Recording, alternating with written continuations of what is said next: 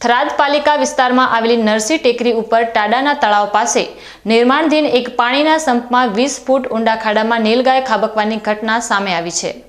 આ ઘટનામાં કોન્ટ્રાક્ટરની ઘોર બેદરકારી સ્પષ્ટપણે છતી થઈ છે, કારણ કે કામગીરી ચાલતી હોવા છતાં ખાડા ફરતે કોઈ સુરક્ષા દિવાલ બનાવવામાં આવી ન હતી।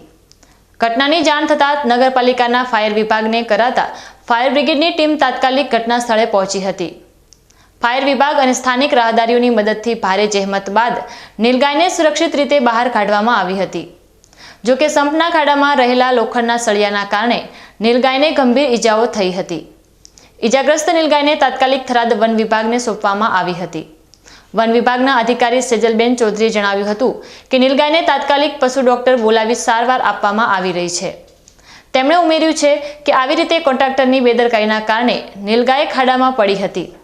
કોઈ પણ ઊંડા ખાડાનું કામ ચાલતું હોય ત્યારે ફરતે સુરક્ષા દિવાલ બનાવવી અનિવાર્ય છે, પરંતુ કોન્ટ્રાક્ટર દ્વારા તેનું પાલન કરાયું ન હતું। વન વિભાગ દ્વારા આ મામલે કોન્ટ્રાક્ટર સામે કાયદેસરની કાર્યવાહી કરવામાં આવશે તેમ સેજલબેન ચૌધરીએ જણાવ્યું હતું। આ ઘટના બાદ કોન્ટ્રાક્ટરનો બેજવાબદાર વલણ પણ સામે આવ્યું છે।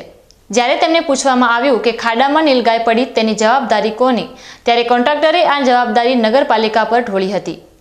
બીજી તરફ નરસિંહ મંદિરના ટ્રસ્ટી અજયભાઈ ઓઝાએ જણાવ્યું હતું કે અગાઉ તળાવની બાજુમાં સુરક્ષા દિવાલ હતી, પરંતુ નગરપાલિકા દ્વારા નવી દિવાલ બનાવવાના કારણે તે કાઢવામાં આવી હતી। જો કે નગરપાલિકાના અધિકારીઓએ આ તારની વાડ પોતે નહીં બનાવી હોવાનું જણાવ્યું હતું। આ સમગ્ર ઘટના કોન્ટ્રાક્ટરની બેદરકારી અને સ્થાનિક સંસ્થાઓ વચ્ચે સંકલનના અભાવને ઉજાગર કરે છે। નરસી ટેકરી પાસેના આ વિસ્તારમાં રહેણાંક મકાનો અને શાળા પણ આવેલી છે। જો તાત્કાલિક સુરક્ષક દિવાલ બનાવવામાં નહીં આવે તો ભવિષ્યમાં મોટી દુર્ઘટના સર્જાવાની ભીતિ સેવાઈ રહી છે।